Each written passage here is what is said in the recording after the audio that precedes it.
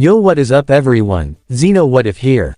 If some of you are actually new to the channel, then subscribe and leave a comment down below for any new suggestions for upcoming videos for me to make. Bring in what if movie called, what if Peter Parker 616 became a keyblade user and have a harem? Link description of the fanfiction of this what if. Listen here YouTube. I do not own anything and this isn't a scam. Prologue. A key for the broken. Peter Parker stood on a rooftop, the familiar skyline of New York stretching out before him like a cage.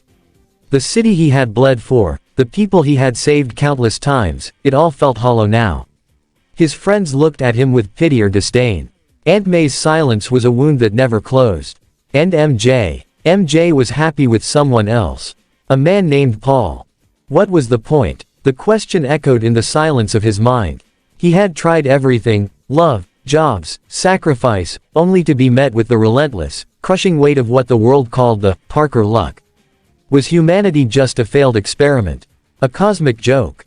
In a flash of blinding, golden light, the city vanished. Disoriented, Peter found himself standing on a polished marble floor.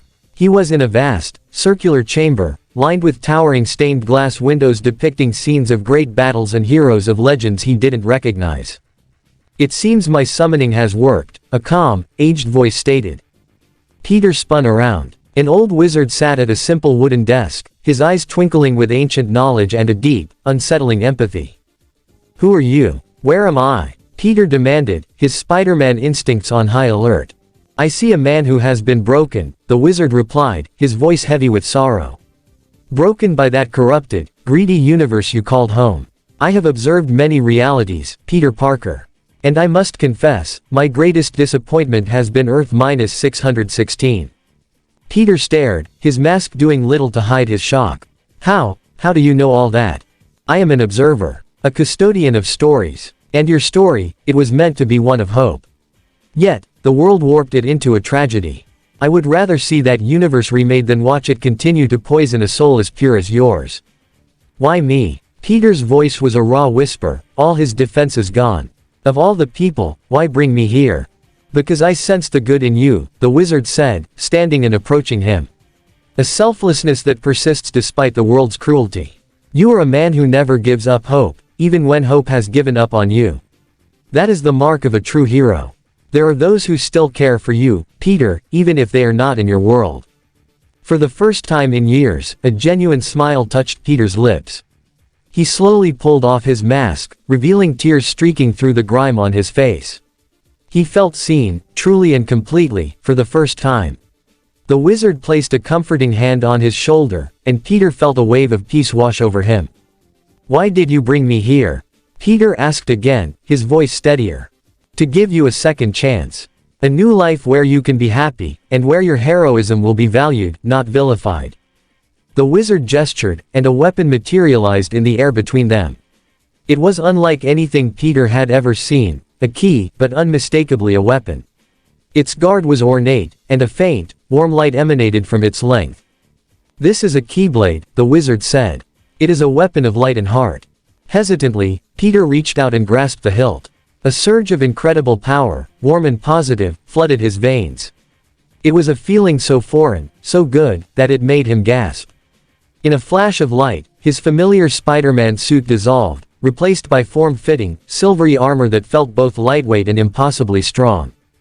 Amazing, Peter's voice echoed from within the new helmet. It's like magic and science merged into one. The keyblade has chosen you because of your heart, the wizard explained. It recognizes your selflessness and your capacity for hope. This is your power now. Peter looked down at his old, discarded suit, a symbol of a life of pain. Without a second thought, he walked over to a nearby receptacle and tossed it in. Spider-Man had brought him nothing but sorrow. It was time for a new beginning. Thank you, Peter said, his voice filled with a newfound determination. He turned back to the wizard. What do I do now?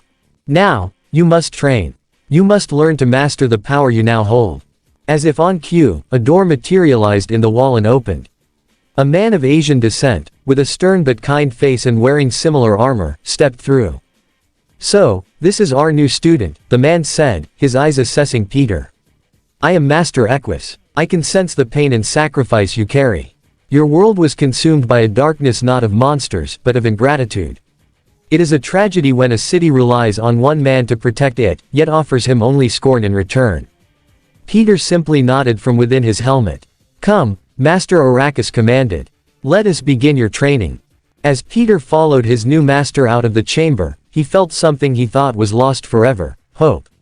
The specter of the Parker luck was gone, replaced by the warm, steady light of the keyblade. The wizard watched them go, a faint smile on his lips. He had seen the immense potential within Peter Parker, a hero tempered by unimaginable pain, yet never fully extinguished. He had given him a choice, a key, and a new purpose. A second chance to finally be happy. Chapter 1. A New Purpose.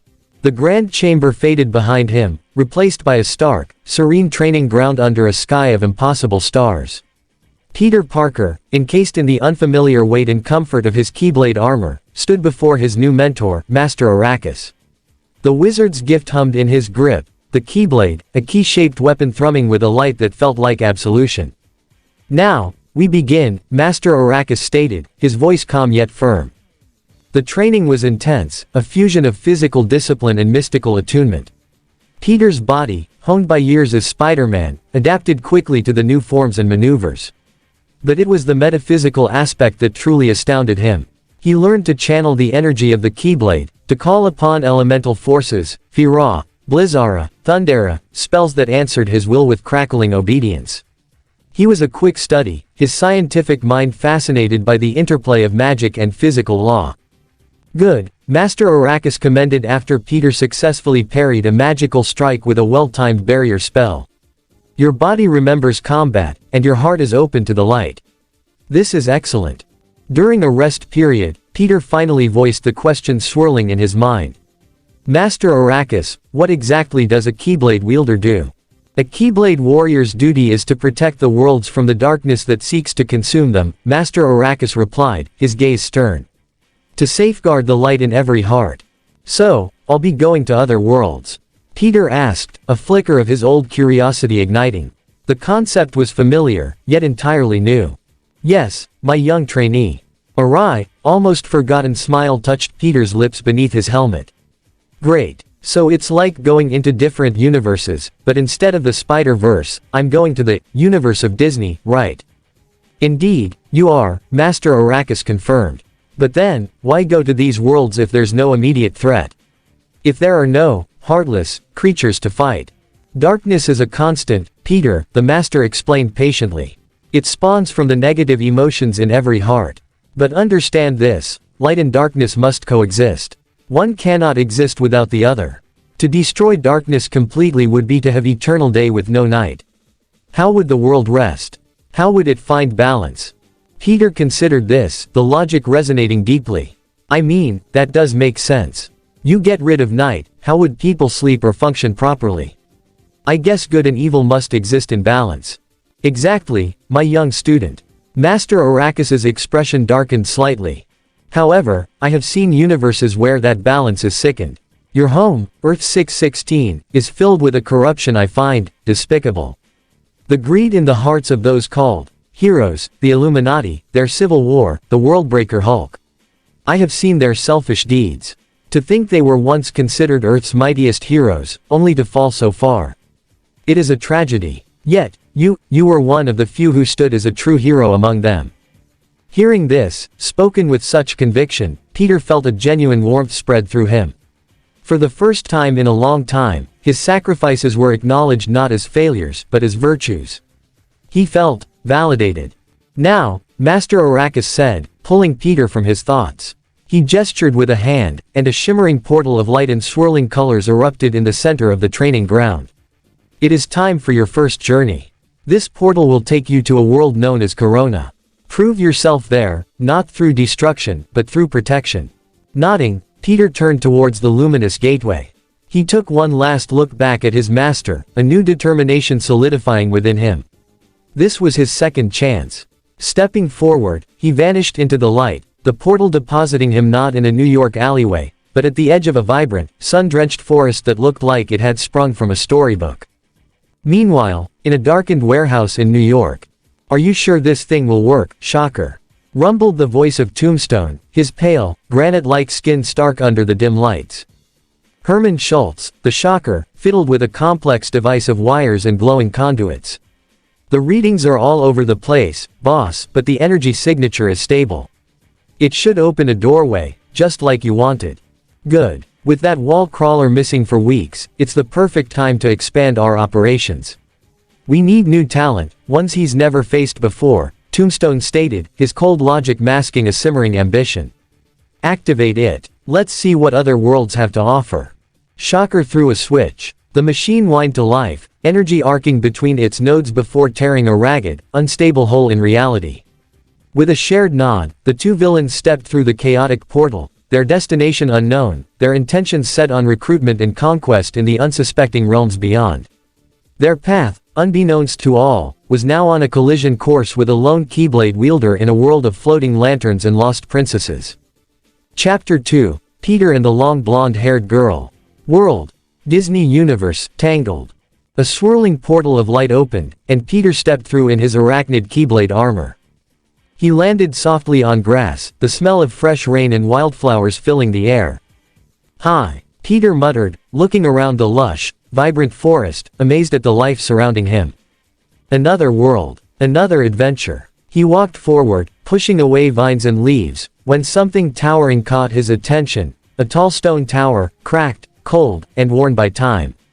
Ah, interesting. Seriously though, who in the world would actually put a tower in the middle of a forest? Peter muttered. What is this, a keyblade dungeon or something? He took a step forward, then froze. A presence. A cold one. From the shadows stepped a man with long pink-purple hair, pale skin, and piercing lime-green eyes. Well now, the stranger said with a smirk, it seems we have ourselves a new player. A former hero, now a keyblade wielder. Peter summoned his keyblade instantly. Okay, who are you and how do you know me? I don't think we've ever met. Oh, we haven't, the man replied. But some of your old friends have. My name is Marluxia, of Organization 13. Old friends. Wait, don't tell me, Peter began. Oh yes, Marluxia said darkly. I know all about your world. Your heroes acted noble, but they were rotten, more rotten than the villains. Chasing fame, glory, leaving you with nothing, a piece of trash to them. Peter clenched his fists. Okay, listen, I don't got time for you. But if it's a fight you want. You misunderstand. Marluxia raised a hand. This world has a light, a special one. A girl named Rapunzel. She is the heart of this world. Many forces will try to take her. You, Keyblade warrior, must keep her safe. Peter blinked. Okay, you don't seem like a bad guy. So why tell me all this? Because others will interfere in this world, Marluxia said, voice echoing. And I want to see if you can protect her. Before Peter could answer, darkness swallowed Marluxia whole, gone as quickly as he appeared. Peter groaned. I swear, it's always people disappearing dramatically. If I have to protect Rapunzel, then fine, I'll do it. He marched toward the tower. Rapunzel, Flynn Rider, and the strange Keyblade warrior. By the time Peter reached the tower, Flynn Rider had already climbed inside, and Rapunzel was holding a frying pan like a weapon. She froze when she saw Peter. Who are you? Rapunzel demanded. Peter raised both hands. My name's Peter Parker. But you can call me Arachnid Keyblade Warrior. Flynn patted Peter's armored shoulder. He's my sidekick. Wait, what? Peter snapped. Soon enough, chaos turned into adventure. Peter met Maximus, who didn't mind Peter as much as he minded Flynn. They traveled to the kingdom where Rapunzel finally experienced life outside her tower.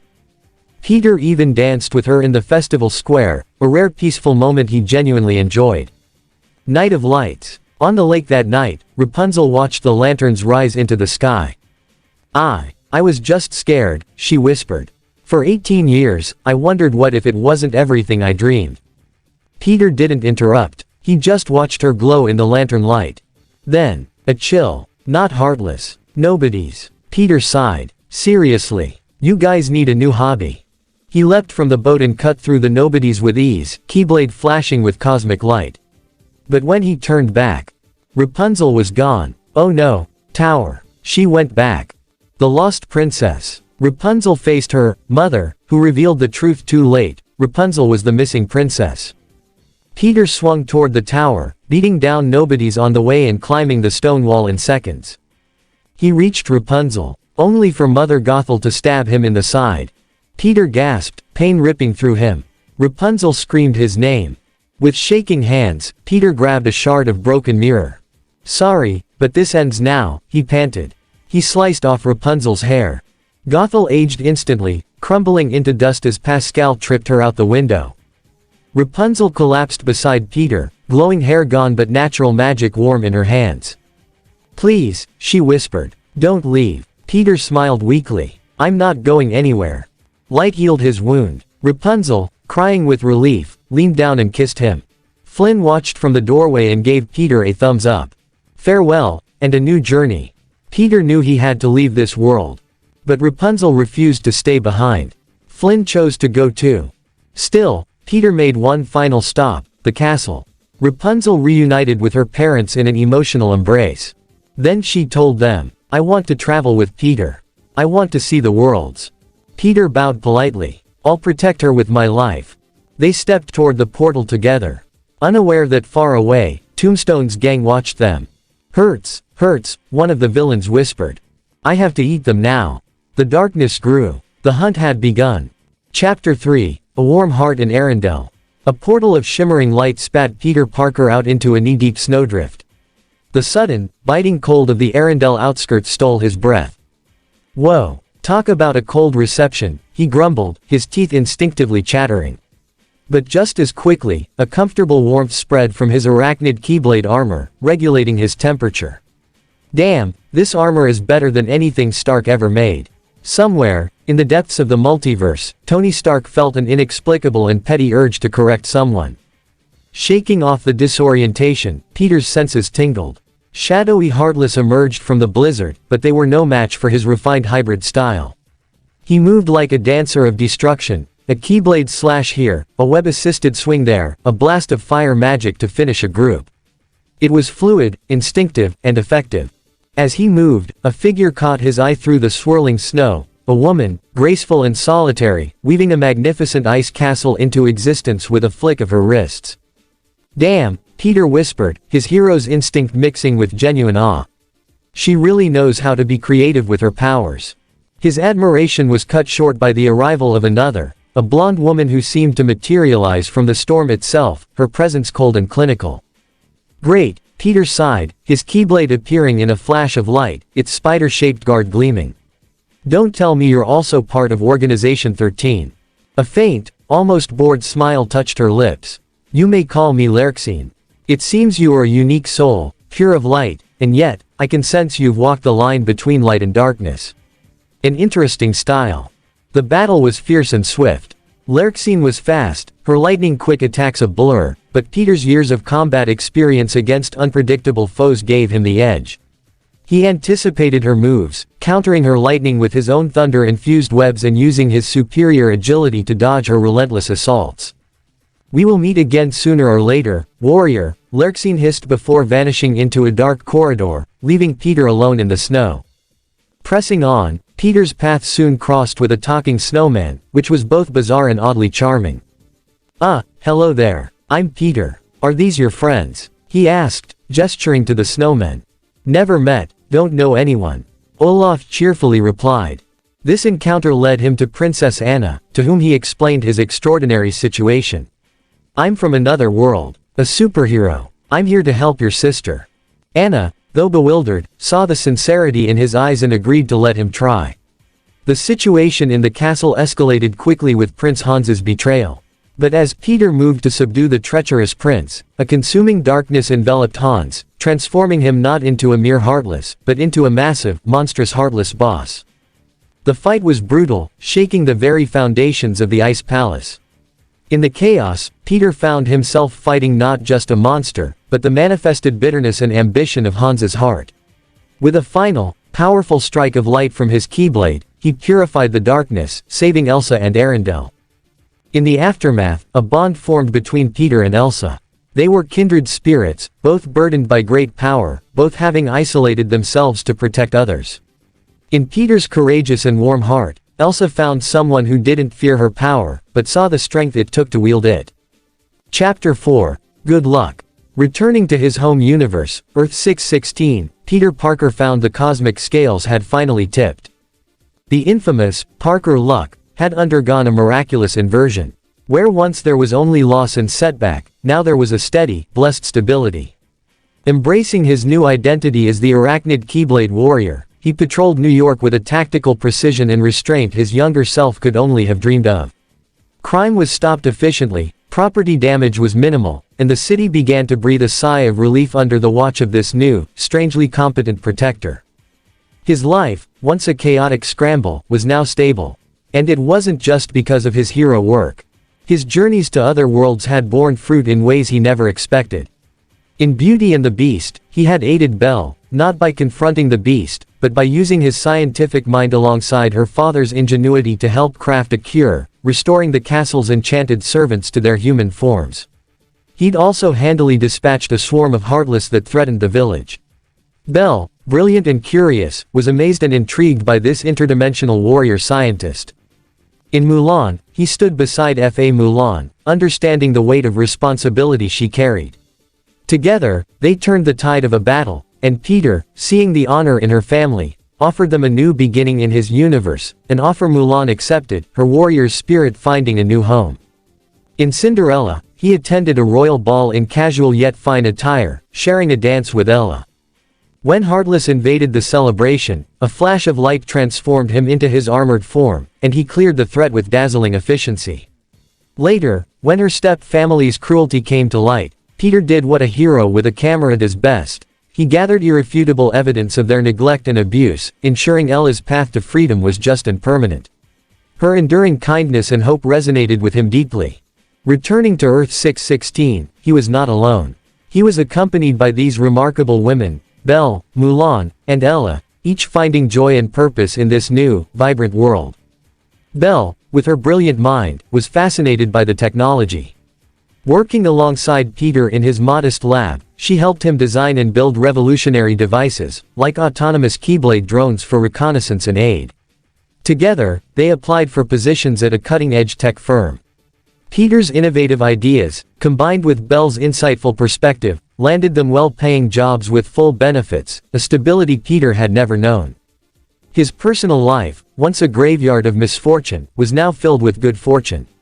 With his savings and income, he was able to secure a large, peaceful mansion in upstate New York, a sanctuary for his newfound family. The change did not go unnoticed. The Daily Bugle ran frenzied headlines: Spider-Man vanishes. Mysterious, arachnid Keyblade warrior, takes over. J. Jonah Jameson was left sputtering, unable to smear a hero who was photographed helping old ladies cross the street and stopping muggings with zero collateral damage. When Mary Jane, freshly broken from Paul, tentatively reached out, hoping to reconnect, Peter met her with a calm, firm finality. "Sorry, but it's not my problem anymore, MJ. You have nothing to do with me. I've finally moved on." He left her standing there, his heart guarded by the warmth of healthier bonds. Of course, the so-called heroes of his world took notice. The Fantastic Four, the X-Men, the Avengers, all sent feelers, hoping to recruit, control, or scrutinize the new player. Peter firmly declined every invitation. Arrogant figures like Tony Stark, Reed Richards, and Cyclops eventually tried to apply force. They found their efforts hilariously thwarted. Elsa, having embraced a new heroic identity as Frost Girl, had found a powerful purpose at Peter's side. When Iron Man tried to strong-arm them, a flash of her power left his suit iced over and short-circuited. When Cyclops took a reckless optic blast at Peter in civilian attire, nearly hitting bystanders, he found himself instantly encased in a perfect, human-shaped block of ice. "You were saying, Shellhead," Peter quipped, as he and Frost Girl left the frozen heroes behind. For the first time in his life, Peter Parker had unequivocal, undeniable good luck.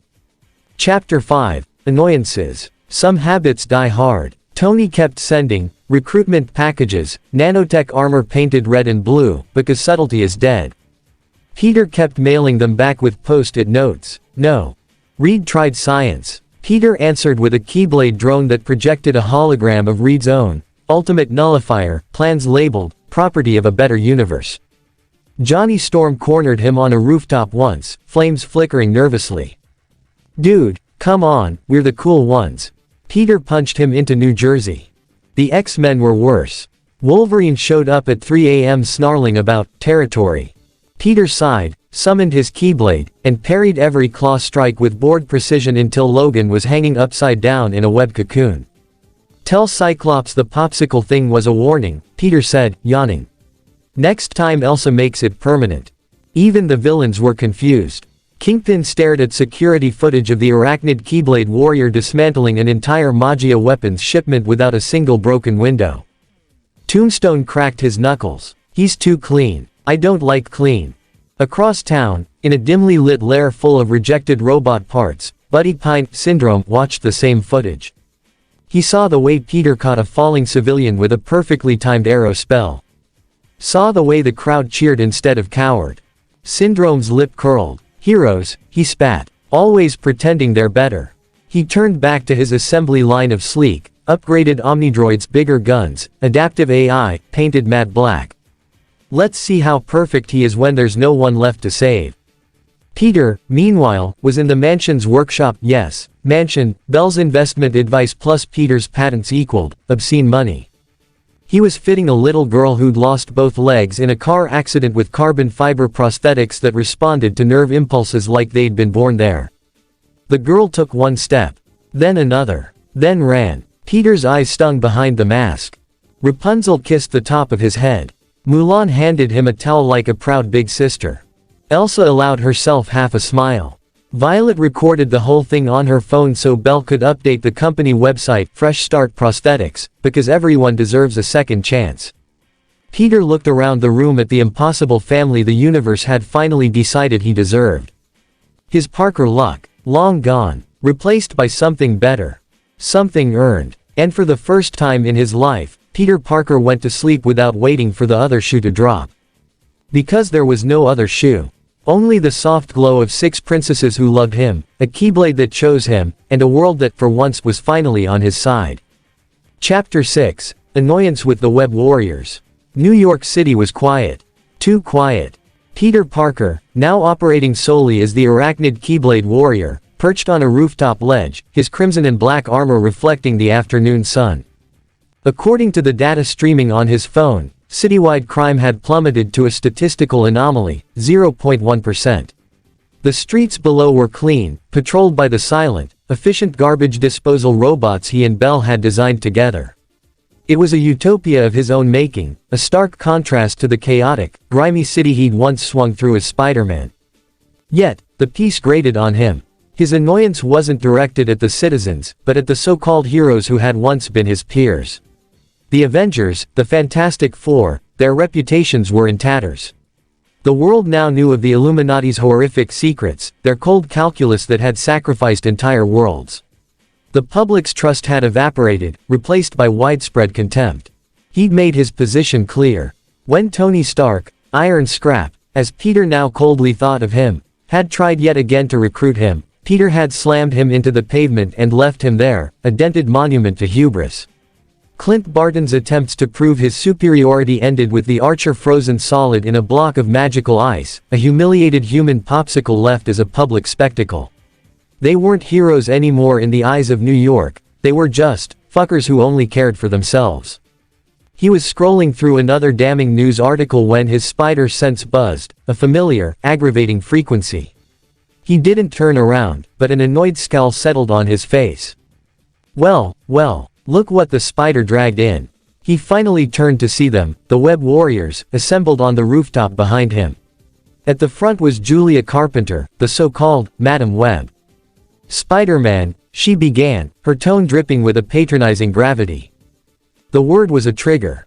In a blur of motion, Peter crossed the distance and slapped her across the face with the back of his armored hand. The sharp crack echoed in the sudden silence. The name, he said, his voice a low, venomous growl, is Arachnid Keyblade Warrior. Spider-Man is dead. He's dead. He pointed his summoned Keyblade, Weaver of Realms, at the group. His glare swept over them, Kane, Ben Reilly, Miles, Gwen, Anya, and it was filled with a hatred so cold it made them flinch. Look, we're sorry, Miles stammered, taking a step back. Sorry. Peter's laugh was hollow, devoid of any humor. Oh, really? You think you're sorry? You were the worst student, Miles. All of you. You abandoned me. Left me to rot when the world decided to hate the mask. So guess what? That guy you left, he's gone. So all of you can go fuck yourselves with your guilt and your great responsibility. I don't deal with your shit anymore. His outburst hung in the air. Julia looked down, genuine shame on her face. The others were speechless, wounded by the raw fury in his words. Yeah, try not to actually do anything at all, Peter sneered, his tone shifting to one of cold triumph. My so-called family is actually, this. A swirl of snow and cool air announced a new arrival. Elsa, the Snow Queen, his Frost Queen, materialized beside him, her hand finding his. Her presence was a glacier of calm next to his fiery rage. Who is that? Jessica Drew, Spider-Woman, asked, bewildered. This lovely, beautiful woman, Peter said, his voice softening only for a fraction as he looked at Elsa, is my girlfriend. My true partner. Unlike any of you. The words were a slap to the entire group, especially to Gwen and Jessica. It was a final, brutal severing of old ties. But Peter, Anya started. A failure as a student. Yeah, I know, Peter cut her off. And the same to you too, he glared at Ben and Kane. I thought of you as brothers. Instead, you treated me like trash. You know what my biggest regret is? My regret was ever trusting any of you with that part of my life. With that, he turned. Elsa gave the stunned web warriors one last, icy look before they departed in a flash of light and swirling snowflakes. Ben Riley, who had recorded the entire confrontation on his phone, simply stared at the ground, saying nothing. Later, as Peter and Elsa dealt with a rampaging robot in the financial district, short-circuiting it with a precise lightning spell, Peter examined the wreckage. It wasn't any tech he recognized from his rogues gallery. The design was sleek, deadly, and bore a familiar, sinister logo he'd seen in the files of another world. An Omnidroid, he muttered. Syndrome. Miles away, in an abandoned manufacturing plant turned secret factory, the villain in question watched the feed. Syndrome observed the arachnid Keyblade warrior's efficient takedown, then switched to news reports detailing the Illuminati's crimes. A look of profound disgust crossed his face. He gestured to the rows upon rows of upgraded Omnidroids, their weapons systems humming with power, designed with countermeasures for the powers of the X-Men, the Fantastic Four, and yes, even the Web Warriors. Wow, Syndrome said to the empty air, his voice a mix of awe and contempt. I thought I was the bad guy. But these heroes, they've committed atrocities that make my theatrics look like a kid's tantrum. How pathetic. They've become the very darkness they swore to fight. He turned back to his production line, a new, grim purpose in his eyes. If the heroes had fallen, then someone else would have to enforce a new order. And he had the army to do it. Chapter 7. Quiet in the Savannah. Peter needed to breathe. Shedding his armor for simple civilian clothes, he found his sanctuary not in a city, but in the vast, golden expanse of the African savannah, the world of the Lion Guard. Here, the air was clean, scented with dust and wild grass, a universe away from the toxic fumes and louder regrets of New York. You know, he said to himself, kneeling and crossing his legs in a meditative pose, this place really does feel nice. Somewhere to just be. He took deep, calming breaths, focusing inward. He could hear the distant calls of wildlife, the low rumble of African bush elephants, the snorting of zebras. A curious honey badger, Bunga, waddled over, sniffing at him. What are you, exactly? Here to hurt us? Bunga asked, puffing out his chest. Peter didn't open his eyes.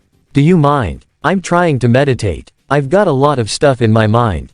I'd recommend a little honey badger like yourself stay quiet. Bunga's eyes went wide. Wait, you can understand me. Yeah, let's just say I have special powers that let me talk to animals, Peter replied, his voice serene. Nearby, the wise elephant matriarch, Ma Tembo, watched from her herd. She could sense it, the deep, chronic pain this strange two-legged creature carried, a weight that seemed to bow his spirit even as he sat perfectly still. Suddenly, Peter's eyes snapped open. Not with annoyance, but with sharp alarm. His spider sense screamed a different kind of warning, a chill of pure darkness. Heartless, he growled. In an instant, his keyblade armor encased him. He was a red and black blur, shooting across the plains towards a gathering shadow. A horde of Heartless was menacing a group of animals. Peter moved with lethal grace, his keyblade a whirlwind of light, fire, and thunder, dispatching the smaller shadows with effortless, acrobatic precision. Then the ground shook. The boss emerged, a monstrous amalgamation of a tiger, a lion, and a jaguar, with cruel tusks and eyes of empty yellow. It roared, a sound that would freeze any normal prey. Peter didn't flinch. "Well, aren't you one ugly bastard?" he said, his voice flat. He charged. The beast lunged. At the last second, Peter leapt, spinning in the air. His keyblade glowed with a power that was neither pure light nor darkness, but the fierce, cutting edge of an eclipse. Eclipse slash. A crescent of devastating energy sheared through the heartless abomination. It let out a final, guttural shriek before its form dissolved into black smoke and decay. From a ridge, Kyan and the rest of the Lion Guard watched, awestruck. Ma Tembo nodded slowly, a deep respect in her eyes. As the last of the darkness faded, Peter stood alone in the tall grass, looking up at the vast, endless sky. The savannah sun beat down, hotter than ever. He was stronger now, tempered by betrayal and forged in new purpose. The boy from Queens was buried deep. The friendly neighborhood hero was a ghost. The man who remained was the arachnid Keyblade warrior. And he was just getting started. Chapter 8, Operation Chronos. Earth 6:16-12:15 a.m. The city never slept, but tonight, it should have. New York pulsed with its usual midnight energy, neon signs flickering, late-night taxis honking, the distant thump of music from clubs in Hell's Kitchen. But something was wrong. The superhero community, always vigilant, always watching, was blind. In Avengers Tower, Tony Stark slumped in his lab chair, empty coffee cups scattered around him like fallen soldiers. He hadn't slept in 3 days, not since the Illuminati exposure. Not since Peter, his Peter, had slammed him into the pavement and left him there like garbage. Friday, any word from the Web Warriors? He muttered, rubbing his temples. No, boss. They've gone dark since their encounter with the arachnid Keyblade warrior. Tony winced at the name. Keyblade warrior. The kid had traded webs for magic, family for isolation. And Tony couldn't blame him.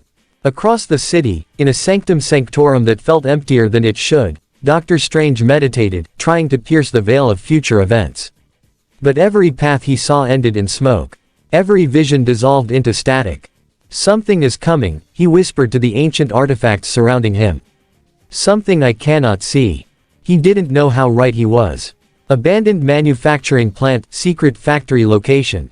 Syndrome, born Buddy Pine, once the world's biggest Mr. Incredible fan, now its most dangerous tech genius, stood before his creation with the pride of a father and the contempt of a god. 50 omnidroids lined the factory floor, their black metallic shells absorbing what little light penetrated the crumbling ceiling. Each one was a masterpiece of destructive engineering. Each one had been upgraded specifically for this universe's heroes. He tapped his wrist-mounted holographic display, reviewing the modifications. Omnidroid Unit 0110, equipped with PIM particle disruptors for Hank Pym and any size shifters. Omnidroid Unit 11-20, adamantium-coated claws and vibranium weave armor for Wolverine and melee fighters. Omnidroid Unit 21-30, mystical energy absorption arrays for Doctor Strange and magic users. Omnidroid Unit 31-40, web fluid neutralizers and spider sense jammers for every spider variant. Omnidroid Unit 41-50, adaptive combat algorithms specifically programmed with every Avengers fighting style. Beautiful, Syndrome breathed, his voice echoing in the cavernous space. Absolutely beautiful.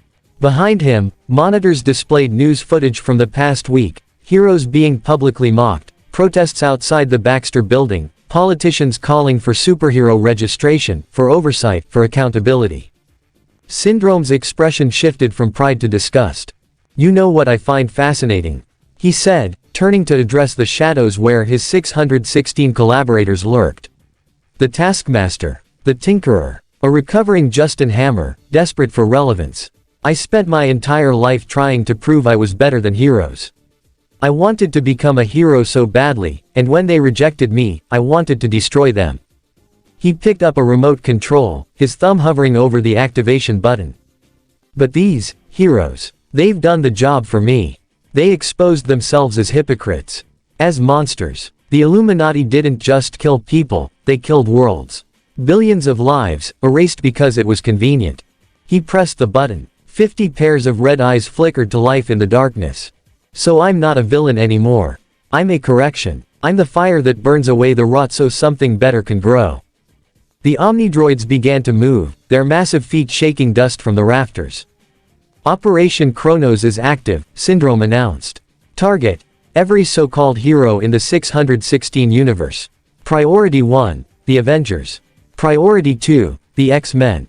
Priority 3, the Fantastic Four. Priority 4. He paused, pulling up an image of a red and black armored figure standing in the African savannah, a keyblade glowing in his hand. The arachnid keyblade warrior. If he intervenes, capture him. Don't kill him. I want to see the look on his face when he realizes that even with all his magic and power, he's still just a boy who trusted the wrong people. Earth 616, Manhattan, 1:47 a.m. The first sign of trouble was the silence. Not the peaceful quiet of a sleeping city, but the absence of sound. Car engines died mid-hum. Streetlights flickered and went dark. Cell phones across a 12-block radius simultaneously lost signal. Then the ground began to shake. The first Omnidroid crashed through the intersection of 42nd and Broadway like a nightmare given metal form. 50 feet tall, 8 spindly legs, and a central eye that glowed with cold, calculating malice. It scanned its surroundings, processing data, identifying threats. A police cruiser rounded the corner. The officer inside barely had time to scream before the Omnidroid's leg impaled the vehicle and tossed it aside like a toy. Someone, anyone, we need backup. The officer gasped into his radio before the device went dead. The call was never received. 3 blocks away, at the Avengers mansion, the security systems didn't just fail, they surrendered. JARVIS's firewalls crumbled in seconds against Syndrome's counter-intrusion programs. The doors slid open willingly. The defenses powered down. Inside, the remaining active Avengers, Shang-Chi, Monica Rambeau, and a severely depowered Thor, still worthy, but recovering from a magical assault weeks prior, were thrown from their beds by the impact of the first Omnidroid landing in their courtyard. What in Odin's name? Thor began, reaching for Stormbreaker. The second Omnidroid crashed through the ceiling. Central Park. The X-Men's midnight training session became a massacre. Cyclops' optic blasts, capable of destroying mountains, bounced off the Omnidroid's adaptive shielding. By the second hit, the machine had already calculated the frequency and angle, dispersing the energy harmlessly. Scott, move! Jean Grey screamed, throwing up a telekinetic barrier. The Omnidroid's eye pulsed. A targeting laser swept across the park. And then it fired. Jean's barrier held for exactly 2.3 seconds before shattering. The concussive blast sent the entire team flying. Wolverine landed in a heap, his adamantium skeleton the only thing keeping him alive. Colossus's metallic form was dented beyond recognition. Shadowcat phased through the ground, desperately trying to reach her friends. "We can't beat this thing," she cried. Another Omnidroid descended from the sky. Then another. Then another. The Baxter Building. Reed Richards had exactly 17 seconds to analyze the threat before his laboratory became his tomb. "The alloy is unknown," he shouted, stretching his body around Sue and the children. "It's adapting to every attack. Johnny, your flames." "I know." The Human Torch ignited, soaring toward the nearest Omnidroid. "Flame on." The machine absorbed the fire, redirected it, and incinerated 3 city blocks. Ben Grimm, the Thing, charged with a roar that shook Manhattan.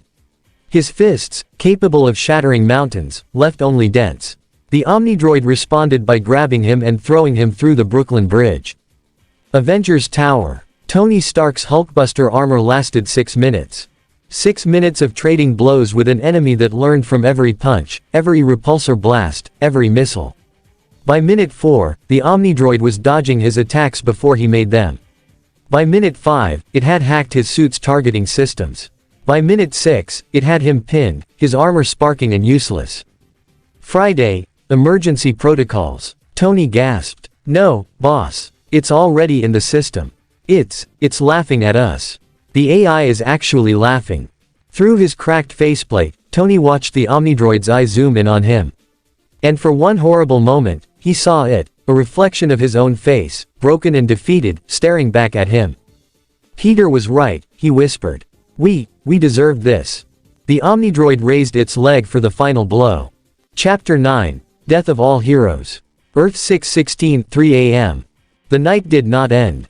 It shattered. Syndrome watched from his hidden command center, 50 screens displaying 50 different angles of annihilation. Each Omnidroid moved with terrifying precision, their programming flawless, their objectives clear: exterminate. Harlem, Luke Cage, Power Man, stood alone against 3 Omnidroids. His unbreakable skin had never failed him.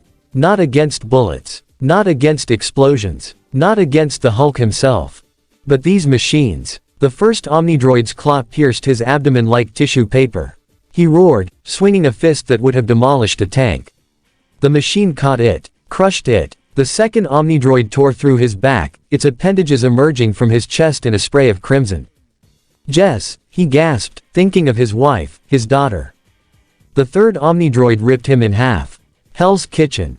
Matt Murdock heard everything. The screams, the crashes, the wet, terrible sounds of bodies breaking. His radar sense painted a nightmare in his mind. Buildings collapsing, people running, and everywhere, the cold, empty voids where the Omnidroids moved. He found Electra fighting 3 blocks from their apartment. She was already dying, a massive wound through her torso, her say broken beside her. Matt, she whispered as he cradled her. I've got you. I've got you. An Omnidroid's leg descended from above. Matt's enhanced senses screamed warning, but he refused to move. If he was going to die, he would die holding her.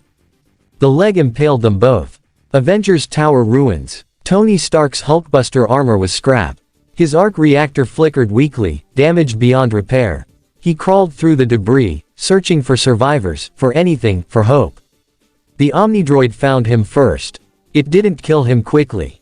Syndrome's programming had special instructions for Iron Man. The machine's eye projected a holographic image of Tony's own face, twisted in mockery. Genius, billionaire, playboy, philanthropist, a synthesized voice echoed. And architect of the Illuminati. Architect of world's destruction. Shut up, Tony coughed, blood bubbling on his lips. You built weapons to kill your friends. Contingencies. Betrayals. And you called yourself a hero. The Omnidroid's claw closed around Tony's throat. Lifted him. Held him up for the cameras Syndrome had placed everywhere. The world deserves to see what a hero really looks like. The claw tightened. Crushed. Tony Stark's neck snapped with a sound like breaking glass. The Baxter Building. Reed Richards' final calculation was simple. I cannot save us. Susan Storm Richards wrapped herself and the children in an invisible bubble, her face streaked with tears. Johnny was already gone. A perfect circle burned through his chest, his flame extinguished forever. Ben Grimm lay crumpled beneath 30 tons of rubble, his rocky form finally broken. Reed, please, Sue begged. Think of something. You always think of something.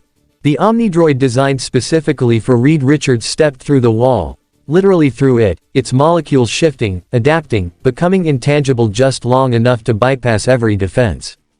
Reed's last thought was of Peter Parker. Of the boy he'd failed. Of the words he'd never said. I'm sorry. The machine's energy weapon fired. Reed Richards dissolved into constituent atoms, scattered across the ruins of his life's work. Sue's scream lasted exactly 3 seconds before the Omnidroid turned its attention to her. Xavier's Institute. The school that had been a sanctuary became a slaughterhouse. Charles Xavier felt each death like a knife in his mind. Young mutants. Children. His students. Their psychic screams overlapped into a cacophony of terror that would haunt him until his final breath. Which would be soon. A sonic-based Omnidroid had been deployed specifically for him. Its emissions scrambled telepathic frequencies, turning Xavier's greatest gift into a weapon against him. Every attempt to reach out, to fight back, sent waves of agony through his skull. Professor. Cyclops' voice, distant, desperate. Then silence. The sonic waves intensified. Xavier's nose bled. His eyes. His ears. His brain felt like it was dissolving. When the Omnidroid finally stopped, All that remained of the world's most powerful telepath was a broken body in a broken chair, his last thought a simple one. I'm sorry, Eric, for everything. Wolverine. Logan had survived centuries, wars, apocalypses. He'd been shot, stabbed, blown up, and burned alive. His healing factor had never failed him. The Omnidroid's poison was engineered specifically for him. It didn't just attack his cells, it overwrote them. The healing factor tried to regenerate, but the poison adapted faster, learning, evolving, winning. Logan felt his immortality slip away second by second, his body finally failing. He crawled toward where he'd last seen Jean, hoping, praying, that somewhere, somehow, they'd find each other again. I'm coming, darlin', he gasped. The poison reached his heart. Logan's eyes, once feral and fierce, went still. Abandoned warehouse district. They had tried to fight together. Spider senses screaming, webs flying, every trick and technique they'd ever learned. It wasn't enough. Miles Morales. Miles phased through the first Omnidroid's attack, his venom blast surging through its circuits. The machine staggered, actually staggered, and for one glorious second, Miles thought they might actually win. Then the second Omnidroid grabbed him from behind. Its claws closed around his waist. Miles screamed, phasing, but the machine had already adapted. Its grip vibrated at a frequency that disrupted his intangibility. The claws tightened, squeezed. Crack. Miles felt himself separate, felt the terrible wrongness of his body breaking in half. His last sight was Gwen, reaching for him, screaming his name. Julia Carpenter. Madame Web had seen countless futures. Billions of possibilities. In none of them had she seen this. The sonic Omnidroid approached her slowly, savoring her terror. Julia tried to focus, to see a path forward, a way out. The sound hit her like a physical wall. Her skull vibrated. Her eyes bulged. Blood sprayed from every orifice as her brain literally cooked inside her head. For one horrible moment, she was still aware, still conscious, as her head expanded like a balloon about to burst. Then it did. Gwen Stacy and Anya Corazon. They died together, at least. The Omnidroid that caught them didn't kill quickly.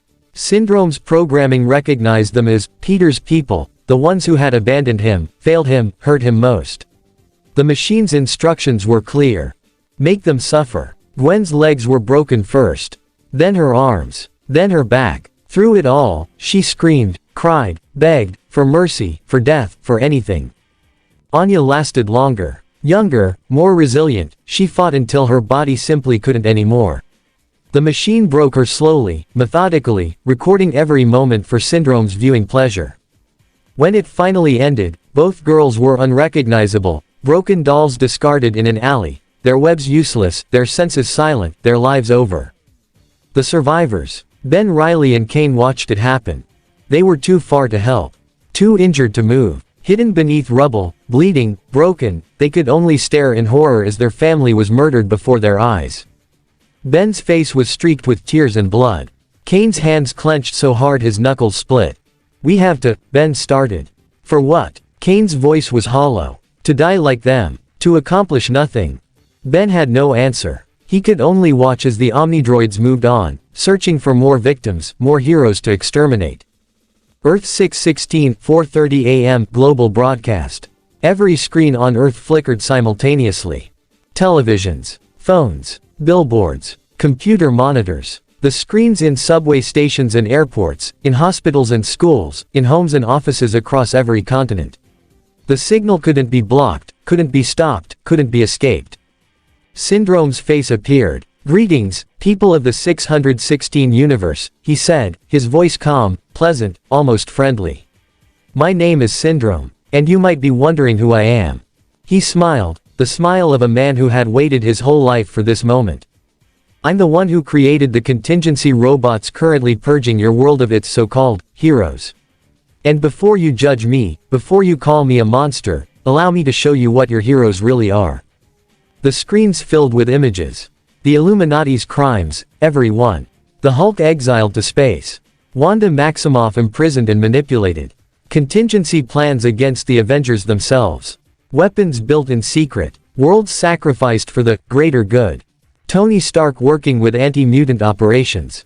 Reed Richards' ethical violations. Charles Xavier's manipulations of young minds. Scott Summers, Cyclops, exposed in the most horrific ways imaginable. Crimes against children, against the vulnerable, against the very people he claimed to protect. The footage was damning, irrefutable, real. Your heroes, Syndrome continued, committed atrocities behind your backs. They decided who lived and who died. They controlled your world like puppets, and you thanked them for it. More images. More crimes. More proof. Now watch as they pay the price. The broadcast switched to live feeds, omnidroids hunting, killing, exterminating. Captain America, his shield ripped in half, his arm torn away, dying alone in the street. Clint Barton, crucified for the world to see, his body displayed like a warning. Carol Danvers, Ms. Marvel, absorbed by an omnidroid designed specifically for her, then ripped in half, her binary energy scattering like dying stars. Maria Hill, shredded by claws, her blood painting the ruins of S.H.I.E.L.D. headquarters. J. Jonah Jameson, alone in his office, a gun in his hand and a note on his desk. I drove him away. I made his life hell. And when he needed us most, I was just another voice telling him he wasn't good enough. I'm sorry, Peter. The gunshot echoed across the broadcast. Syndrome shrugged. One less loudmouth. Not that it matters. The world watched in horror. In fascination. In something that might have been agreement. Because the footage was real. The crimes were real. And somewhere, in the darkest corners of every viewer's heart, a terrible question formed. Maybe they deserved this. A hidden location. 4 figures watched the broadcast in silence. Moon Knight, Mark Spector, stood in the shadows, his white cowl pulled tight, his fists clenched until his knuckles bled. Khonshu whispered in his mind, urging action, but Mark held still. Not yet. Not yet. Doctor Strange, his hands still healing from his own failed defense, stared at the screens with hollow eyes. The Sorcerer Supreme, reduced to a witness. His sanctum was destroyed. His artifacts scattered. His power, diminished. Deadpool sat cross-legged on the floor, uncharacteristically silent. His masks hid his expression, but his hands trembled.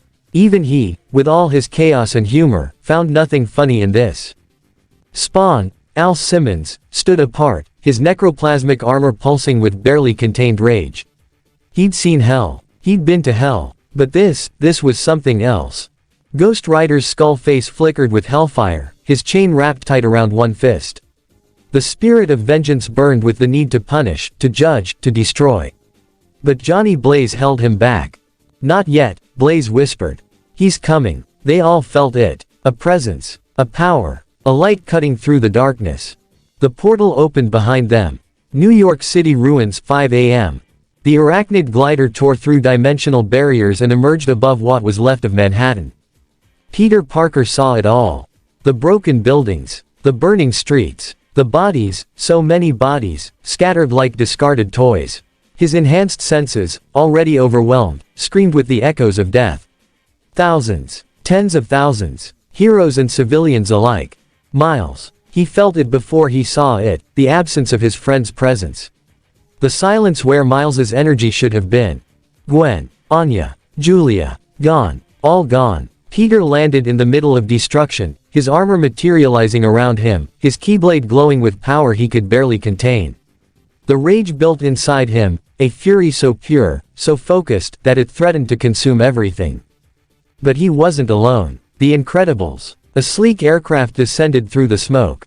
The hatch opened, and the Parr family emerged, Bob, Helen, Dash, Violet, and Jack, all in their supersuits, all ready to fight. Bob, Mr. Incredible, looked at the destruction with grim understanding. This is Syndrome's work. I'd recognize those machines anywhere. Helen, Elastigirl, put a hand on Peter's shoulder. We're with you, Peter. Whatever you need. Violet stepped forward, her force field shimmering around her. Her eyes met Peter's, 2 young people who understood pressure, identity, the weight of expectations. She didn't speak. She didn't need to. The Princesses of Light. More portals opened. Elsa emerged first, her presence dropping the temperature around them by 20 degrees. Her ice blue gown had transformed into something more practical, armor of frost and determination, her hands already glowing with winter's power. Peter. She crossed to him, took his face in her cold hands. I felt your pain across dimensions. I came as fast as I could. Behind her, more arrived. Rapunzel, her hair braided for battle, a frying pan in one hand and determination in her eyes. She'd never fought like this before, but for Peter, for him, she would learn. Belle emerged in armor unlike anything Peter had seen, sleek, steampunk, infused with technology and magic in equal measure. Her Belle iron suit hummed with power, gears turning, pistons pumping, a genius's mind-given mechanical form.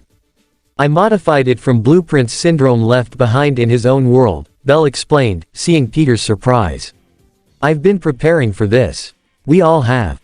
Cinderella stepped through last, her simple gown transformed into something practical, leather and steel, her glass slippers replaced with boots that could kick through walls. Her face, usually so gentle, was set in lines of cold purpose. I may not be a fighter, she said quietly. But I will not stand by while darkness consumes another world. Not again. Not ever. Mulan. A final figure dropped from the sky, not through magic, but through skill. Mulan landed in a crouch, her sword drawn, her eyes scanning for threats with a warrior's precision. I came as soon as I could, she said. The journey was difficult. Peter looked at them all. The Incredibles. Elsa. Rapunzel. Belle. Cinderella. Mulan. People who believed in him. People who chose him. And in the shadows behind them, 4 figures emerged: Moon Knight, Strange, Deadpool, Spawn, and Ghost Rider. Not friends, exactly, but allies. Survivors. Peter raised his keyblade. The weapon blazed with light, not just his light, but theirs. Every person standing with him added their strength to his, their belief, their hope. Syndrome, Peter said, and his voice carried across the ruins, across dimensions, across the void itself. I'm coming for you. Syndrome's command center. The villain watched his screens with growing unease. The arachnid Keyblade warrior had arrived. He'd brought reinforcements. Princesses. Superheroes from another world. Survivors Peter should have hated, should have abandoned, should have left to die. Why? Syndrome muttered. Why would he save them? After everything they did. He didn't understand, couldn't understand, because Syndrome had never had anyone who believed in him. Never had friends who would cross dimensions to save him. Never had love strong enough to overcome betrayal. Peter Parker had all of that. And Syndrome was about to learn exactly how dangerous that made him. Chapter 10. The Final Battle. Earth 616, Ruins of New York City, 5:47 a.m. The sun should have risen by now. But the sky remained dark, choked with smoke, ash, and something darker. The Omnidroids had done more than destroy buildings and lives. They had poisoned the very hope of this world. Peter stood at the center of his gathered allies, his keyblade pulsing with steady light. Around him, the others prepared in their own ways. Bob Parr cracked his knuckles. So what's the plan? We hit them hard and hit them fast. Helen shook her head. There are 50 of those things, Bob. Maybe more by now. We need strategy. Strategy, Deadpool piped up from where he sat on a chunk of rubble, is for people who don't have a keyblade-wielding spider god on their side. No offense, Spidey, Arachnid, whatever you're calling yourself this week. Peter ignored him. His eyes were fixed on the largest remaining structure in the city, the Baxter Building's ruins, where Syndrome's broadcast had originated. He's there, Peter said quietly. I can feel it. His technology. His arrogance. He wants me to come. Then it's a trap, Mulan observed, her warrior's mind already calculating. He'll have every Omnidroid waiting. Good. The word hung in the air. Everyone turned to look at Peter. His face was unreadable behind his mask, but his eyes, those eyes that had once held so much warmth, so much hope, were cold as winter steel. I want them all in one place, he continued. I want him to see me coming. I want him to know that his machines won't save him. Elsa moved to his side, her hand finding his. Peter. I know what you're going to say. His voice softened, just slightly, just for her. Don't let anger consume me. Don't become what I'm fighting. I've heard it before. Then hear it from someone who loves you. She squeezed his hand. You are not alone in this. We are here. All of us. Let us fight with you. Not because you need us, but because we choose to. Peter looked at her. At Rapunzel, clutching her frying pan like a lifeline. At Belle in her steampunk armor, already analyzing the Omnidroid's weaknesses. At Cinderella, standing tall despite having no combat training. At Mulan, blade ready, stance perfect. At The Incredibles, a family willing to risk everything for a world not their own. At The Survivors, Strange, Moon Knight, Spawn, Ghost Rider, Deadpool, broken but unbroken, battered but still standing. They killed everyone, Peter said, and his voice cracked. Miles, Gwen, Anya, Julia, Tony, Steve, they killed everyone. And I wasn't here. I was happy. For the first time in my life, I was actually happy. And they took it away. No. Rapunzel stepped forward, her green eyes fierce. They didn't take your happiness. It's still there, in us, in them, she gestured at the others, in you. Syndrome can destroy buildings. He can kill bodies. But he can't kill what we have. What you've built. Peter stared at her for a long moment. Then, slowly, something shifted behind his eyes. You're right, he said. All of you, you're right. He raised his keyblade. The weapon blazed with light, not the cold fury of before, but something warmer. Something like hope. Then let's show Syndrome what happens when you mess with a spider who has friends. Syndrome's command center, Baxter Building ruins. Syndrome watched his screens with growing unease. The arachnid Keyblade warrior was moving. But he wasn't alone. Peter's energy signature, already massive, was surrounded by others. Princesses, supers, survivors. Deploy all units, Syndrome ordered. Every Omnidroid, now. The Tinkerer hesitated. All of them. But sir, if we lose. If we lose, it doesn't matter how many we hold back. Send them all. 50 Omnidroids converged on the Baxter Building's ruins. 50 killing machines, each one upgraded with countermeasures for every hero they'd faced. They formed a perimeter around Syndrome's position, their red eyes scanning, waiting, hungry. Through the smoke, they came. The Incredibles moved first, Bob and Helen clearing a path, Dash creating chaos with his super speed, Violet shielding the group from long-range attacks. Jack, in his carrier, shifted through a dozen powers per second, an unpredictable wildcard that even the Omnidroids struggled to track.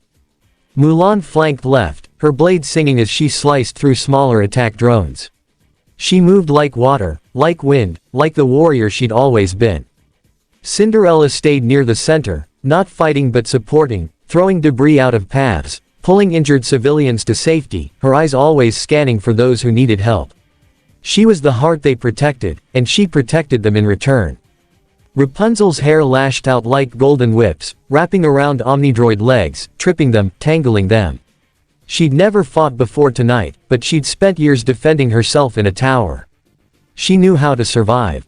Belle's iron suit hummed with power as she analyzed every machine they encountered. Their adaptive algorithms have a reset cycle. 3 seconds every 60. If we hit them during that window, then we need to coordinate. Helen shouted. Bob, can you? On it. Elsa walked through the battlefield like winter itself. Ice erupted at her command, trapping Omnidroids, shattering their weapons, creating barriers that redirected their attacks. But she conserved her power, saving the true depth of her magic for what was coming. And at the front, leading them all, Peter Parker. The arachnid Keyblade warrior moved like nothing they'd ever seen. His Keyblade wasn't just a weapon, it was an extension of his will.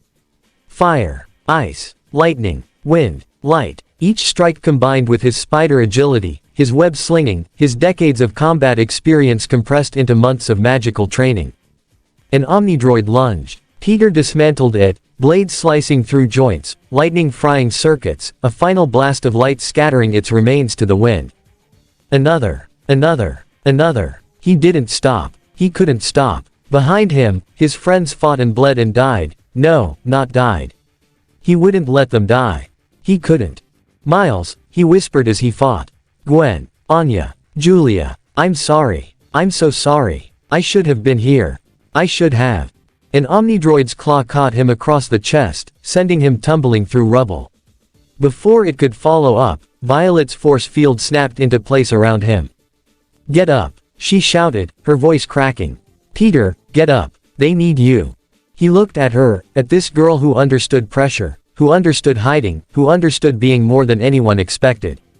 He got up. Baxter Building ruins, 6:23 a.m. They reached the building's remains. 23 Omnidroids lay destroyed behind them. 27 remained, forming a final defensive ring around Syndrome's position.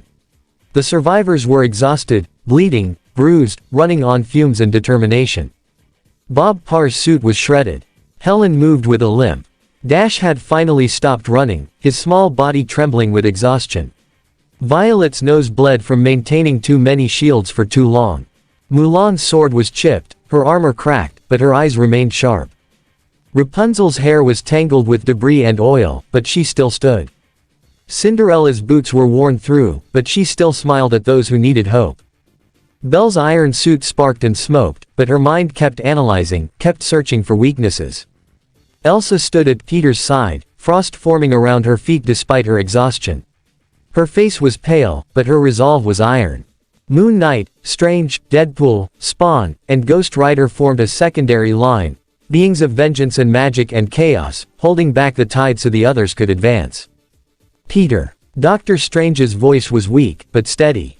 Syndrome is inside, but there's something else. A power source, something I've never felt before. It's wrong. The Omnidroid's core, Belle realized. He must have built a central processor. If we destroy it, all of them shut down, Peter finished. I know. He looked at the wall between him and Syndrome. At the Omnidroids still standing. At his friends, his family, his everything. Get ready, he said. I'm going in alone. Like hell you are, Bob started. Bob. Peter turned to face them all. You've done enough. More than enough. You crossed dimensions for me. You fought for a world that isn't yours. You bled for me. I can't watch any more of you die. Elsa stepped forward. Peter. Elsa. He cupped her face in his hands, ignoring the blood and grime that covered them both. I love you. I love all of you. But this is my fight. My world. My failure to fix. You didn't fail anyone, Rapunzel said fiercely. I failed Miles. I failed Gwen. I failed everyone who ever believed in me. His voice broke. I won't fail you too. Before anyone could stop him, Peter turned and ran. The Omnidroids moved to intercept. But the survivors, bleeding, exhausted, barely standing, threw themselves at the machines one last time. Buying him seconds. Buying him chance. Elsa's ice erupted, freezing 3 Omnidroids in place. Mulan's blade found joints, weaknesses, openings. Violet's shields deflected killing blows meant for others. Rapunzel's hair wrapped around legs, pulled, tripped. Belle's iron suit fired its last reserves, targeting the machines, optical sensors. Cinderella stood in front of a wounded child, daring an Omnidroid to harm them. Ghost Rider's chain wrapped around a machine's neck, hellfire consuming it from within. Spawn's necroplasmic tendrils tore through armor like paper. Moon Knight's crescent darts found eyes, joints, weaknesses. Deadpool, well, Deadpool was Deadpool. He kept them busy. And Peter ran. Syndrome's command center. Peter crashed through the final barrier and landed in a crouch, keyblade ready. Syndrome stood before him, surrounded by monitors displaying the battle outside. He looked calm, almost pleased. Well, Syndrome said, turning slowly. The arachnid keyblade warrior. You know, I have to admit, I didn't think you'd make it this far. Peter rose to his full height. Where is it? Where's what? The core. The central processor. Where is it? Syndrome's smile widened. Oh, you're smarter than I gave you credit for. But tell me, why should I let you destroy it? You've seen what your world's heroes really are. You've felt their betrayal, their failure. I did you a favor, Peter. I cleansed this world of hypocrisy. You murdered innocent people. They weren't innocent. None of them were. Miles Morales was 16 years old. That gave Syndrome pause. Just for a moment. He was a child, Peter continued, his voice shaking with rage. Gwen was a child. Anya was a child. They hadn't done anything, hadn't even been anything yet. And you killed them. You tore them apart like they were nothing. They were spider people. They would have grown up to be just like the rest.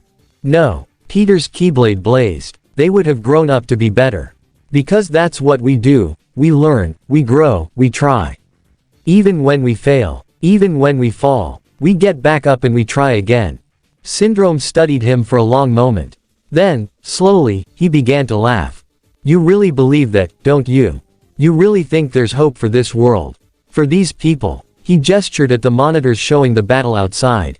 Look at them. Bleeding. Dying. For what? For a world that will turn on them the second it's convenient. Just like they turned on you. They didn't turn on me.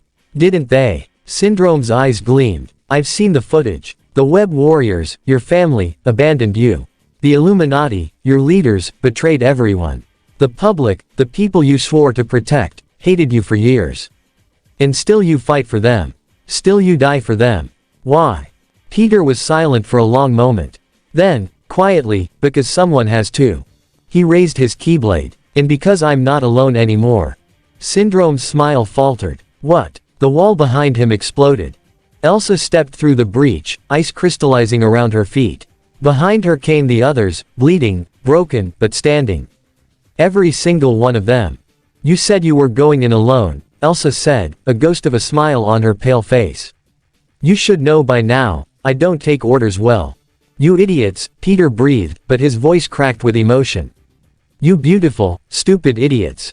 Save the reunion, Mulan said, her blade steady despite her exhaustion. Where is the core? Syndrome's confidence wavered for the first time. You think numbers will save you? I have 27 Omnidroids outside. Actually, Belle said, tapping her damaged iron suit, you have 12. The others have been repurposed. She smiled, the smile of someone who had spent years learning from the world's most brilliant minds. Who had studied Syndrome's own technology, who had built an iron suit from scratch using nothing but intelligence and determination. You didn't think I was just watching, did you? While you monologued, I've been in your systems for the last 3 minutes. Your adaptive algorithms, child's play compared to some of the puzzles Beast used to set for fun. Syndrome's face went white. That's impossible. Nothing is impossible. Belle's eyes hardened. Not when you have friends who believe in you. Beneath the Baxter building ruins. They found it together. The core was massive, a pulsing sphere of energy and technology, connected to every remaining Omnidroid. Destroy it, and the machines would fall. But getting to it meant fighting through Syndrome's last defenses. And Syndrome himself, he'd shed his calm facade. Now he fought like the desperate man he was, throwing everything at them, screaming about injustice, about being overlooked, about how he should have been the hero. Peter met him blade to blade. You want to be a hero? Peter growled, their weapons locked. Heroes don't kill children. Heroes don't massacre cities. Heroes don't. They don't abandon you either. Syndrome spat. But yours did. Every single one of them. I saw it. I saw what they did to you. And I saw what you did to them. Peter's voice dropped. And I still chose to fight you. Do you know why? Syndrome's eyes widened. Because I'm better than them. Because I'm better than you. Because I have people who love me, people who cross dimensions to save a world that isn't theirs. That's what makes a hero, Syndrome. Not power. Not intelligence. Not even good intentions. He shoved Syndrome back, raising his keyblade high. It's choosing to be good. Even when it hurts. Even when no one thanks you. Even when the whole world hates you. You keep choosing good. The keyblade blazed with light. Not just his light, but the light of everyone who had ever believed in him. Aunt May, Uncle Ben, Mary Jane, Harry, and now, Rapunzel, Elsa, Violet, Mulan, Belle, Cinderella, the Incredibles, even the broken survivors who had refused to give up. This, Peter roared, is for Miles. The light exploded outward. Earth 616 dawn. The core shattered. Every Omnidroid on the planet, those still fighting, those hunting, those waiting, froze mid-motion. Their eyes flickered, died, and one by one, they collapsed, 50 tons of metal crashing to the ground across every continent. The silence that followed was deafening. Peter stood in the center of the ruined command center, his keyblade fading, his armor dissolving, his body finally giving out. He fell to his knees. Strong arms caught him. Elsa, Rapunzel, Violet, Mulan, Belle, Cinderella. They surrounded him, held him, supported him. You did it, Rapunzel whispered, tears streaming down her face. You actually did it. We did it, Peter corrected weakly. I couldn't have any of you. Shish. Elsa pressed her forehead to his. Rest. Just rest.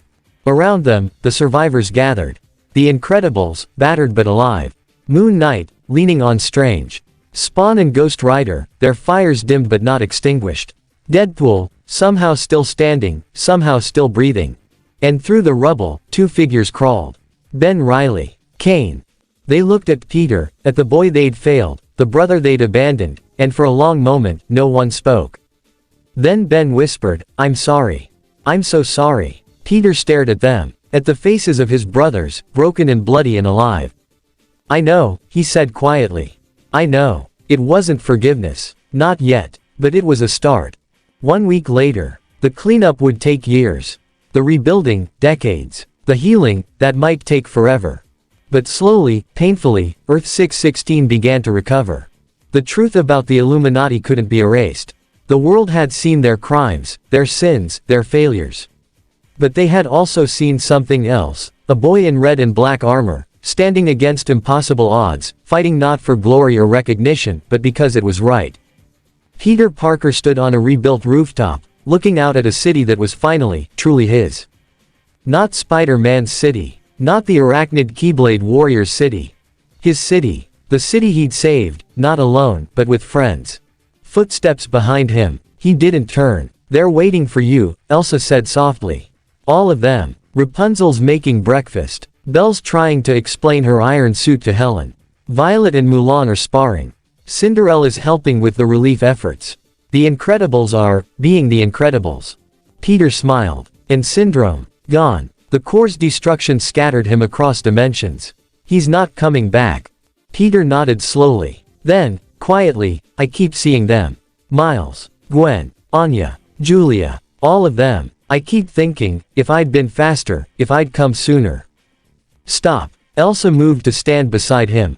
"You can't carry that. You can't save everyone. Even with all your power, all your magic, you're still just one person." "I know. But I should have. You should have nothing." She took his hand. "You did what you could. You came when it mattered. And you won. That's more than most people ever get." Peter looked at her, at this woman who had been alone, isolated, afraid of her own power. Who had found warmth in him, and given him warmth in return. "I love you," he said simply. Elsa's eyes softened. "I know. I love you too." They stood together, watching the sunrise over a broken but healing city.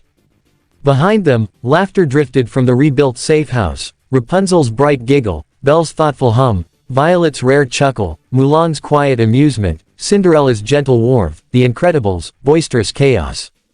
Family, Peter thought. Real family. Not by blood, not by obligation, but by choice. And that, he realized, was the greatest power of all. Epilogue. The next generation. 20 years later. The Arachnid Kingdom. A world born of light, forged between dimensions. The sun rose over a world that shouldn't exist. It hung in a sky that blended colors from 100 different universes, the gold of Corona, the purple twilight of Arendelle's northern lights, the warm amber of 1,000 peaceful sunsets.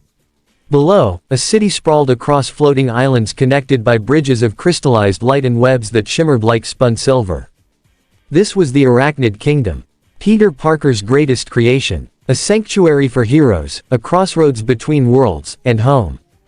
The Keyblade Academy. Again. Master Violet Parr Parker now, stood with her arms crossed, watching a class of 30 young students struggle through basic Keyblade forms. Her dark hair was streaked with silver, her force field flickering slightly as she used it to correct a student's stance. "You're overthinking it, Lei," she said gently to a young girl with her mother's purple eyes and her father's determination. "The Keyblade responds to heart, not muscle. Feel it. Breathe with it." Lei Parker, 12 years old, third child, and already showing more raw talent than her parents liked to admit, took a deep breath and tried again. Her Keyblade, a beautiful silver and violet blade with a spider web motif, glowed brighter. "Better," Violet nodded. "Much better." Across the training grounds, other instructors worked with other students. Mulan, General F.A. Mulan Parker, drilled a group of older students in combat forms, her movements still as sharp and deadly as they'd been 20 years ago. Beside her, their son Jing worked with a younger student, patient and kind, his father's heart in his mother's warrior body. "Block, then counter," Mulan instructed. "The Keyblade is not just a weapon. It is an extension. Feel the flow of battle, do not fight against it." Nearby, Belle, Drive. Belle Parker, though she rarely used the title, worked with students in her technomancy workshop. Gears turned, lights flickered, and young minds discovered that magic and science were not opposites but partners. Your keyblade has a mechanical affinity, she explained to a wide-eyed girl from a steam-powered world. That doesn't make you less of a mage. It makes you unique. Now, show me what you can build. And in the meditation gardens, Cinderella, Ella Parker, still gentle, still kind, still the heart of their enormous family, sat with the youngest students, teaching them to find peace within themselves. The darkness will come, she said softly, a child on each knee. It always does. But the light inside you, that's yours forever. No one can take it. The Parker residence, a sprawling home that somehow managed to be both grand and cozy. Peter Parker woke to the sound of chaos. This was normal. Dad, Jing used my paintbrushes without asking. Did not. Did too. Children. Elsa's voice cut through the argument like ice through butter, calm, cool, and absolutely impossible to ignore. Breakfast. Now. Arguments can resume after you've eaten something that isn't each other. Peter smiled, not opening his eyes. 20 years. 20 years of marriage to 5 incredible women, 20 years of building a family, 20 years of peace, and mornings still sounded exactly like this. A weight landed on his chest. Dad. Lay's face appeared above him, her purple eyes, Violet's eyes, wide with urgency. Grandma Rapunzel is painting the ceiling again and Mom Elsa says if she doesn't stop she's going to freeze the paintbrushes and Grandma Rapunzel says that's not fair and Peter opened one eye. And you're telling me this because? Lay grinned. Because you're the only one who can mediate without anyone getting frozen or painted. That's not true. Your Aunt Mulan is very good at mediating. She's in China until next week. Something about an ancestral village tribute. Peter sighed, sat up, and ruffled his daughter's hair. Fine, but you owe me. Deal. Breakfast was, as always, an event.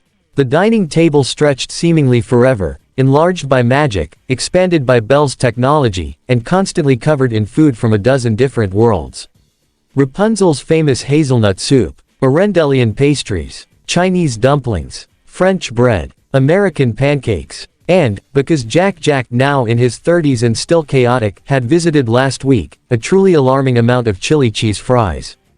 Peter sat at the head, watching his family with quiet wonder.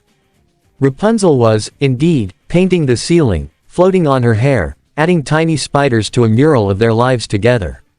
Elsa sat beside her, pretending to be annoyed but actually holding the paint tray steady. Belle and Cinderella discussed something in hushed, serious tones, probably another humanitarian project. Mulan was absent, but her presence was felt in the perfectly folded napkins and the absence of any cutlery out of place. The children, his children, all of them, from all his wives, filled the space with noise and life. Jing, 17, already training to be a master. Serious like his mother Mulan, but with Peter's smile. He was explaining something to his younger brother Kai, who nodded with the intense focus of a 15-year-old convinced he already knew everything. May, 14, Belle's daughter through and through, always tinkering, always building, her keyblade already modified with gadgets that made Belle both proud and terrified. Finn and Oliver, 8-year-old twins, Cinderella's boys, with their mother's gentle hearts and their father's endless curiosity. And little Luna, barely 4, Elsa's surprise gift to them all, currently using her emerging ice powers to freeze her oatmeal into interesting shapes. Peter. Elsa's voice, soft, beside him. You're staring. I'm marveling, he corrected. There's a difference. She smiled, that rare, genuine smile that had first made him fall in love with her. Marvel, then, but eat something. You have a council meeting in an hour. The council can wait. The council cannot wait, Belle called from across the table, not looking up from her tablet. There's a dimensional rift forming near the edge worlds, and someone needs to decide whether we send a diplomatic team or a combat team. Send both, Peter said automatically. Diplomats with really good combat training. Belle smiled. Already done. I just wanted to hear you say it. Later that morning, Peter was reviewing council documents when a small shadow appeared in his office doorway. Dad. Finn, 8 years old, sandy hair perpetually messy, green eyes, Cinderella's eyes, wide with the kind of earnest hope that immediately made Peter suspicious. Hey, buddy, what's up? Finn shuffled into the room, hands behind his back. Oliver lurked in the hallway, clearly in on whatever scheme was brewing. So, Finn began, I've been thinking. Dangerous. Ha ha. Finn rolled his eyes, a gesture he'd perfected at age 4. Really, Dad, I've been thinking about how our family helps lots of worlds, right? Peter set down his tablet.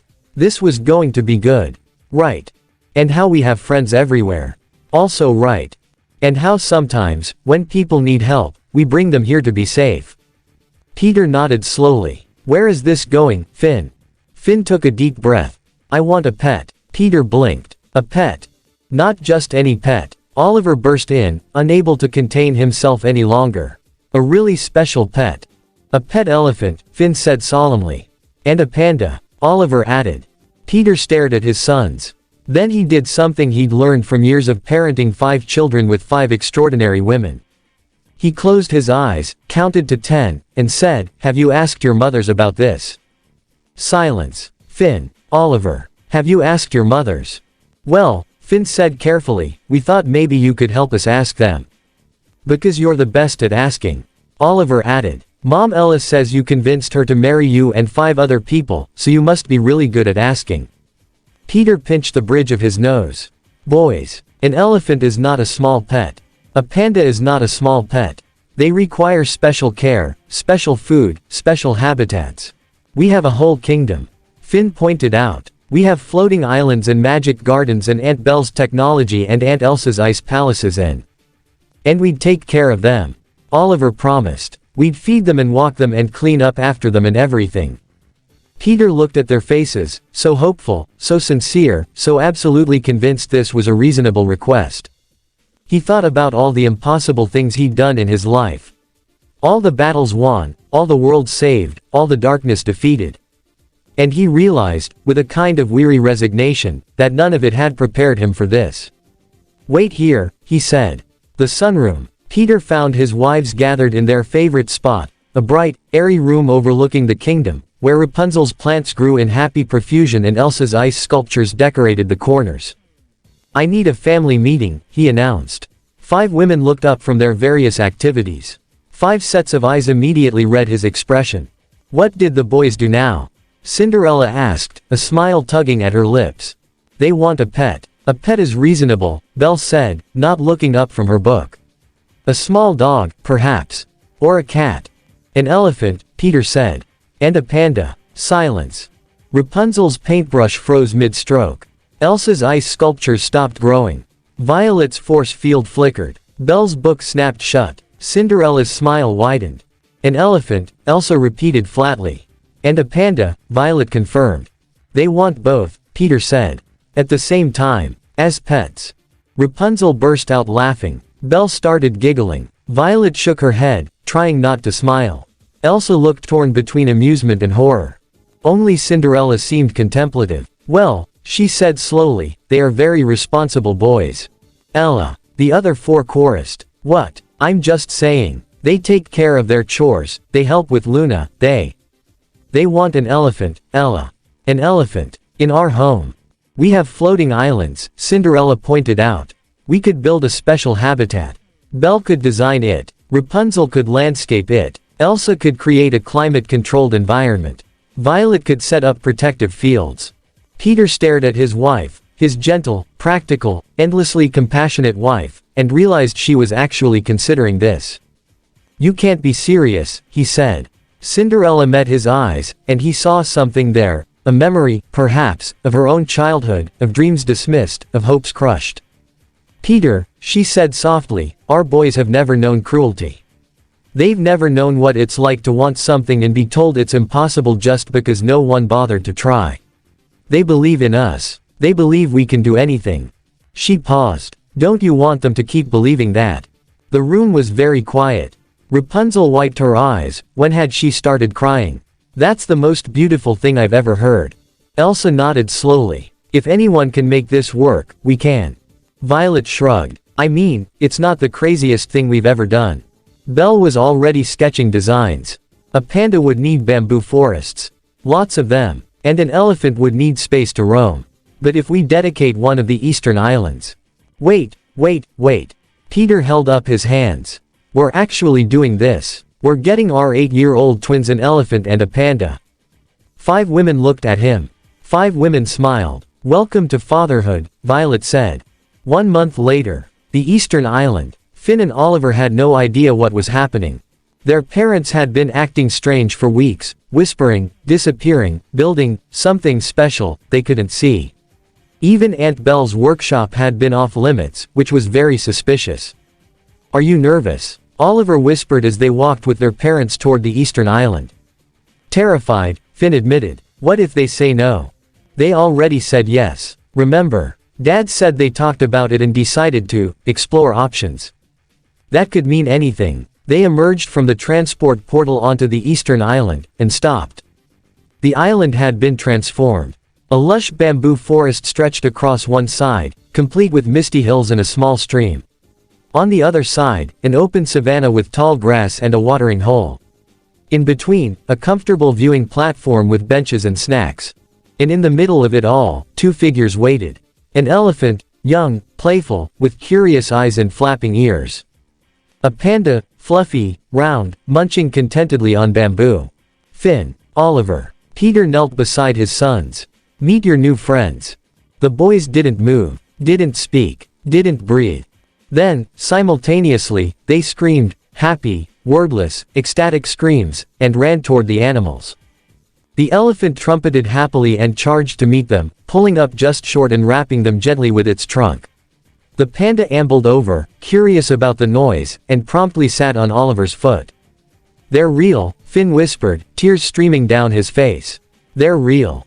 Oliver was too busy laughing to speak. The panda had decided he was a comfortable resting spot and was now sprawled across his lap. Behind them, the parents watched. Cinderella was crying happy tears. Rapunzel was already painting the scene. Elsa had her arm around Peter, her expression soft. Violet was recording everything. Belle was taking notes for future improvements. Peter just watched his sons, surrounded by joy, living a dream he'd never have imagined at their age. Thank you, Cinderella whispered, leaning against him, for making this happen. Peter kissed the top of her head. Thank you for reminding me why it matters. They watched as Finn named the elephant, Trunky, and Oliver named the panda, Mr. Fluffypants. They watched as their sons discovered that Trunky loved belly rubs and Mr. Fluffypants loved belly rubs, specifically, the food kind. They watched as the impossible became real. Just like everything else in their lives. The family gardens. That night, the family gathered in their favorite spot. Finn and Oliver couldn't stop talking. About Trunky, about Mr. Fluffypants, about the island, about everything. The other children listened with varying degrees of interest. Jing pretending to be above it all but secretly smiling, Kai asking practical questions about care and feeding, May already planning gadgets for the animals, Lei drawing pictures of them, Luna demanding to visit, the fluffy one, immediately. Peter sat with his wives, watching. Happy? Rapunzel asked. Peter looked at his family. At the life they'd built. At the love that surrounded him. Yeah, he said softly. I really am. The stars came out. Stars from 100 different worlds, and the arachnid kingdom glittered with light. Somewhere, an elephant trumpeted happily. Somewhere, a panda snored contentedly. And Peter Parker, the boy from Queens who had become so much more, held his family close and let himself believe that everything, had been worth it. The Eastern Island. Finn woke early. He crept out of the house, through the gardens, across the bridge to the Eastern Island, and found Oliver already there, sitting between Trunky and Mr. Fluffypants, watching the sunrise. Couldn't sleep either? Finn asked, settling beside his brother. Too excited. Oliver leaned against Trunky's warm side. Is this real? Like, actually real? Finn pinched him. Ow. Yep. Real. They sat in comfortable silence, watching colors spread across the sky. Think we'll be heroes like Dad someday? Oliver asked. Finn considered this. Maybe. But I think Dad would be happy if we were just happy. You know. Oliver nodded slowly. Yeah, I think so too. Trunky rumbled contentedly. Mr. Fluffypants snored. And 2 boys sat with their impossible pets in their impossible world, living an impossible dream. Because sometimes, with enough love and enough family and enough hope, the impossible becomes real. And this is the end of the amazing crossover What If movie. Hope you all enjoy it. Do not forget to leave a comment down below and subscribe to the channel to see more amazing content.